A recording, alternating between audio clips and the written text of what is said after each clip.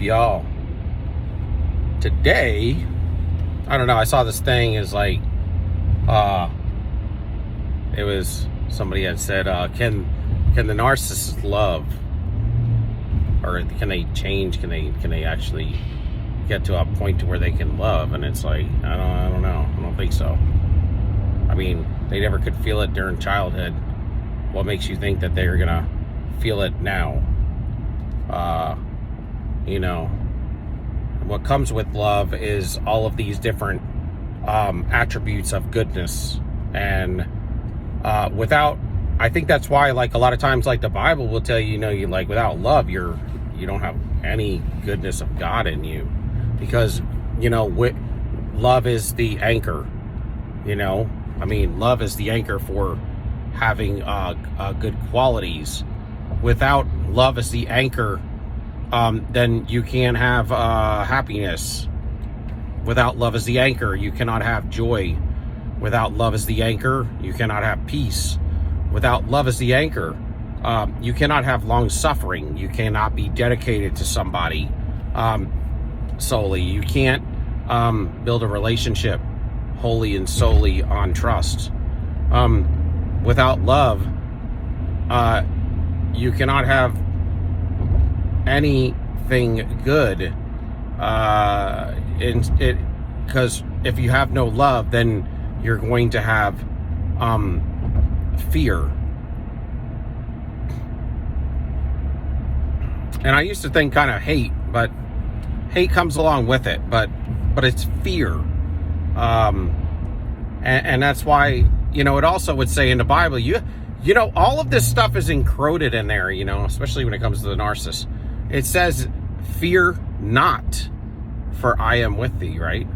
So when it talks about love, it's God saying, have love and fear not, because I am with thee. I am with you.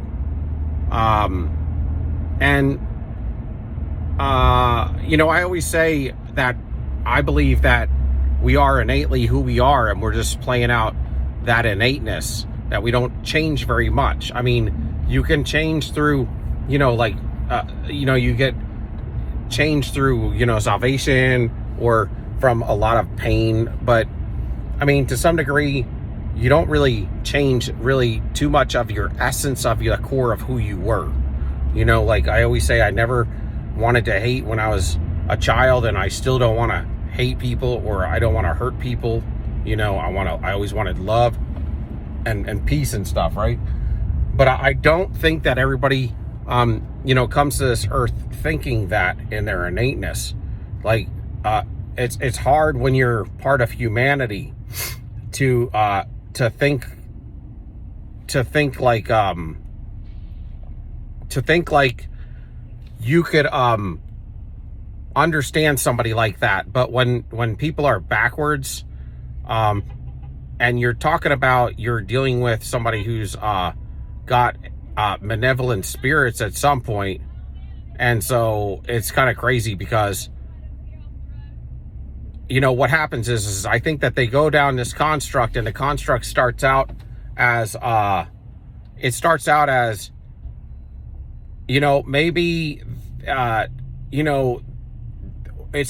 one thing.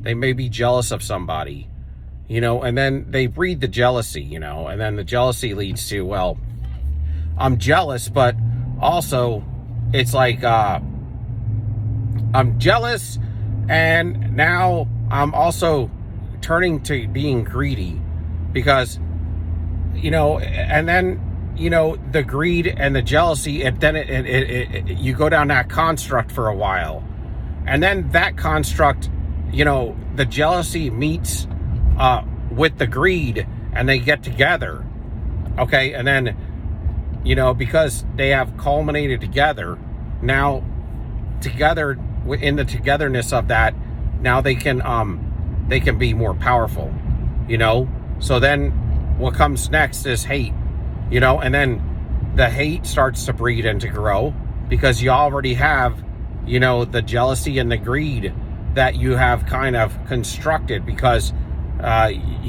maybe you grow up poor, and you wish you had more money. Okay, so that's where the jealousy started, you know, and, you know, without, you know, God, and if your innateness is like, well, you were kind of built for this, well, then, you know, it's going to be something that you're just going to like.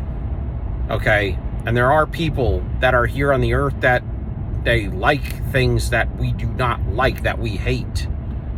You know, it talks about, like, if you love this world, what does it say in the Bible? It's like, if you love this world, then, you know, you will pretty much hate God, you know, because this world is not where he's from, and that's not where he wants you to root down, you know, in your essence.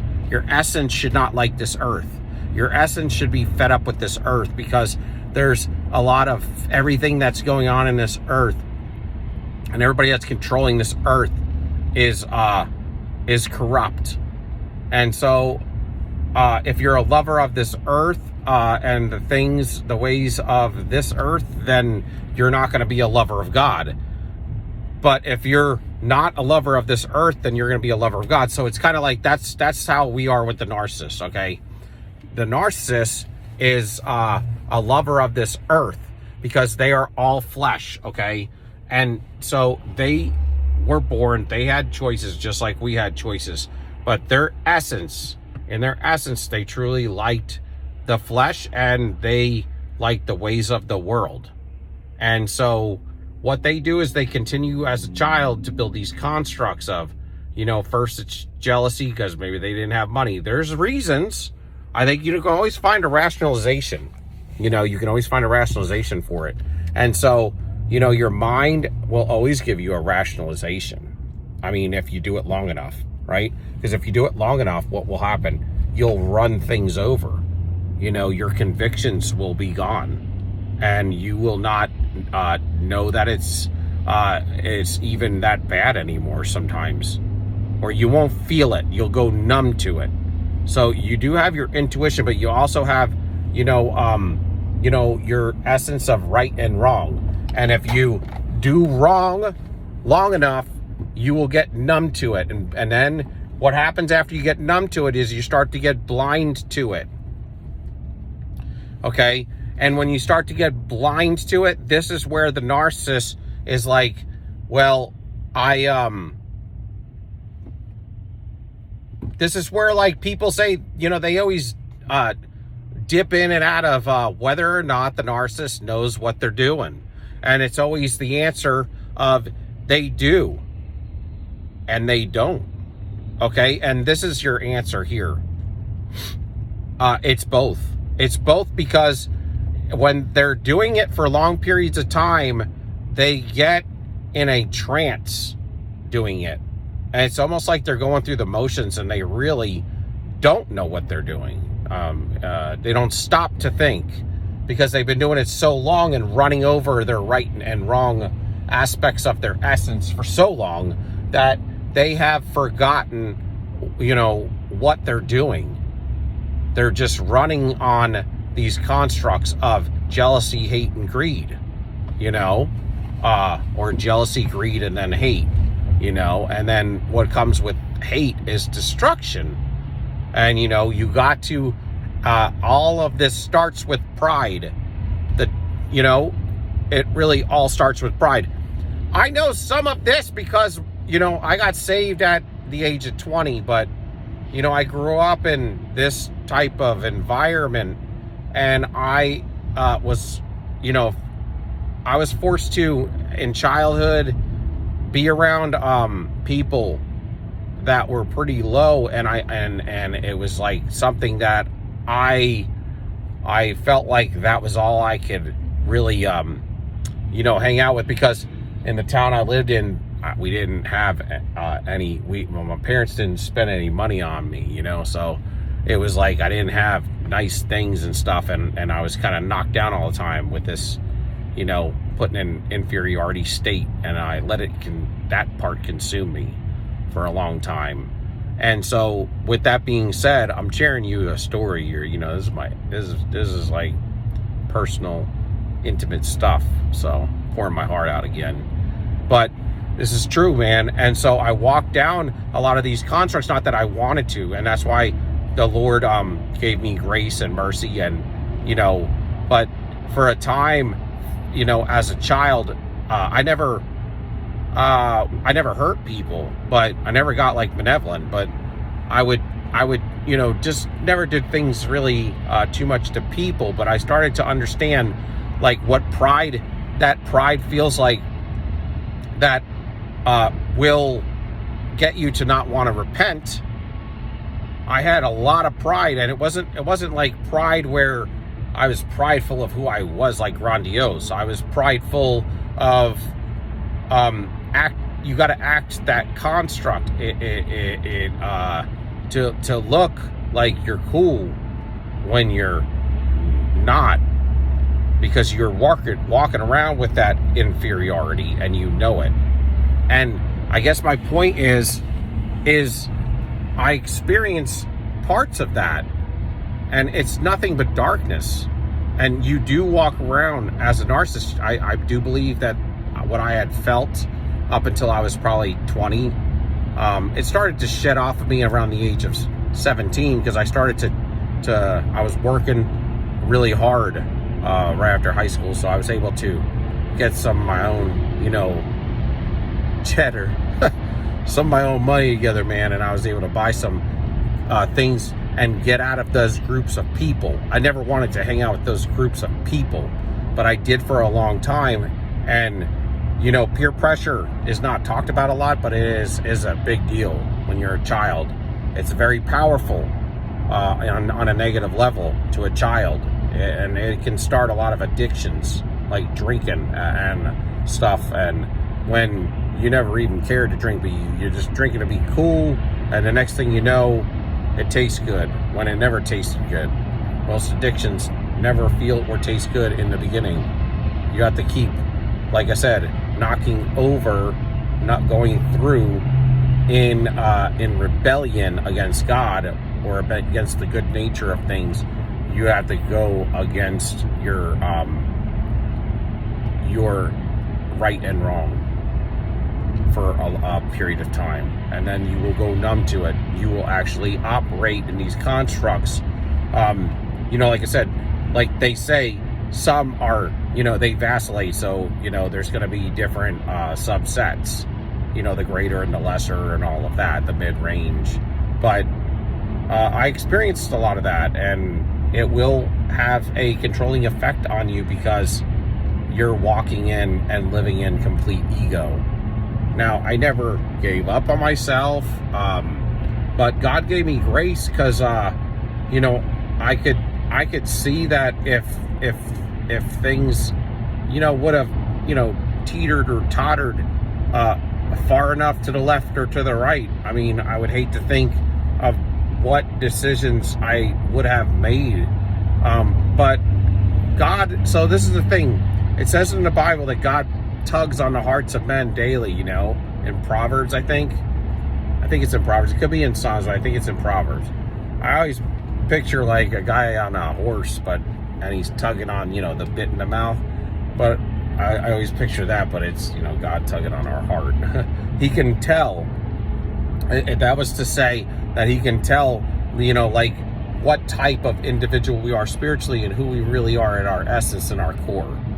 And what I'd like to say is he knows what you're going through.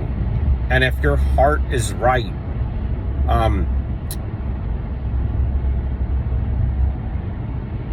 he'll pull you out of it. He'll pull you out if he has to drag you, and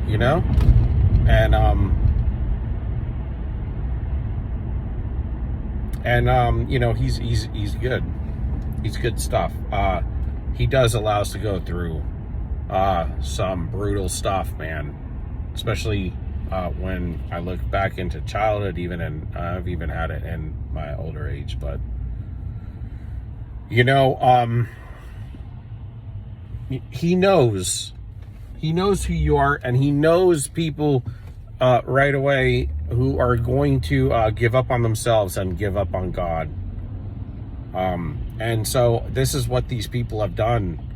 And, you know, so this is what they would have chosen.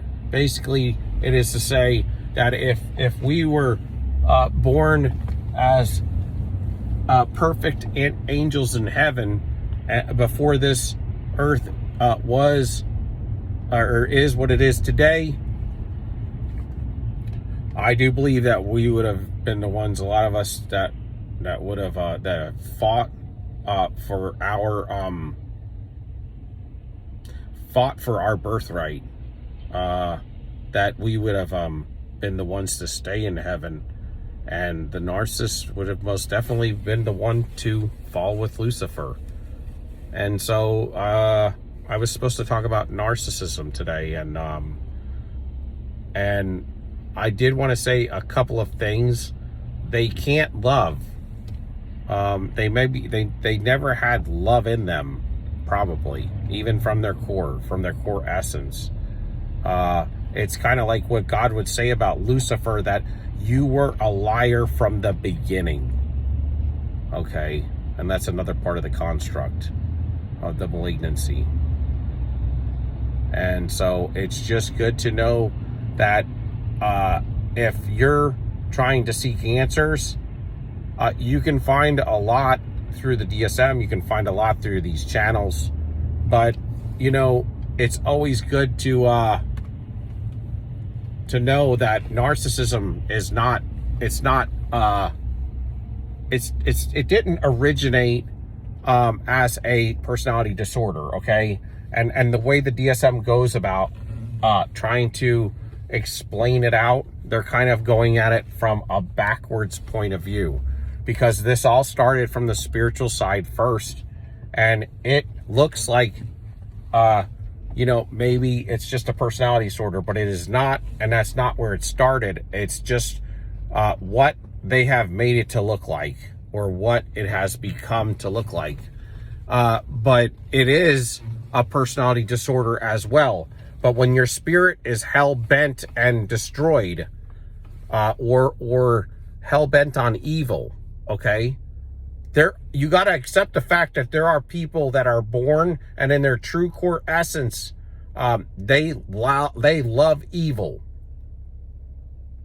You know, there are those lukewarm people that are in the middle, and that's not good either. But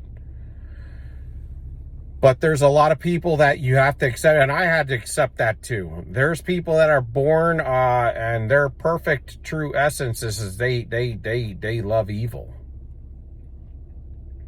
They love it. Because if they didn't love it, they would have changed it. And they would have changed it in time, and they would have had grace to change it. Because maybe they would have had some narcissism to deal with, but they would have never gone down the road of full narcissistic. And the other thing is you cannot put blame on everybody else. That at its core is something to be shameful of, because it is weakness. And no matter what our generations wanted and decided that they were going to deal with, it doesn't matter. If they want to be weak, then that's fine. But you know, you have one option. You know, you have one chance here on this earth. So you know, you get to choose. But my suggestion to you, that the wise choice would be to you give this all you got to get yourself living right, so that you know you can have a good afterlife when you leave this place. When you leave this earth, you want to go to heaven, man. And I'm just saying, I ain't trying to be, you know, gospel driven today, but the fact of the matter is these people that love evil, these people we call narcissists, that we liked, we loved, we tried to help, and we felt their emptiness and their soullessness. They love what they do, and they tricked us, and they weaponized our empathy. They will run from partner to partner and they will break up with you even when, you know, you don't want to break up with them, or you're not even thinking about it. They will do it because they know it's coming. They always know it's coming because they're in a mode of abandonment and destruction. They destroy and move on before they get abandoned. They destroy and move on before they get abandoned. And in the midst of that, when they have impulses, they cheat because they get bored. They live for nothing except for the next moment, and the next moment to feed the flesh. They are completely fed off the flesh, and that's why they act as animals. Because without your spirit, man, you have no control of your flesh. And without your spirit, man, you are what society would call, when people say that they are acting like animals. And that is what the narcissist turned into. It's not what they were for a moment. It's what they became, and they liked it. And so there's nothing in there good for you, and they will never change their fix. They have no love. I don't know if they ever had love. It talks about, you know, that the narcissist will really truly be a full-on narcissist, not really at the age of 13, 14, 15, 16, 17, or 18. At the age of 9, they're fully on fixed if you don't get them changed by then. And so they just give you to 18 to diagnose them fully, because there could be a chance that they're just going through you know, pieces of their childhood still that may change, but most of the time they do not change after the age of 9 as far as when it comes to narcissism. And they just continually get made worse because they continually see, when you continue to walk down a life of fake, that's why it's made worse. That's why they continue to get worse, because when you continue to walk down the pathway of fake, you're continually walking down the pathway. Fake and lies go together. And, you know, because you're hiding and sinning and lying and cheating and stealing.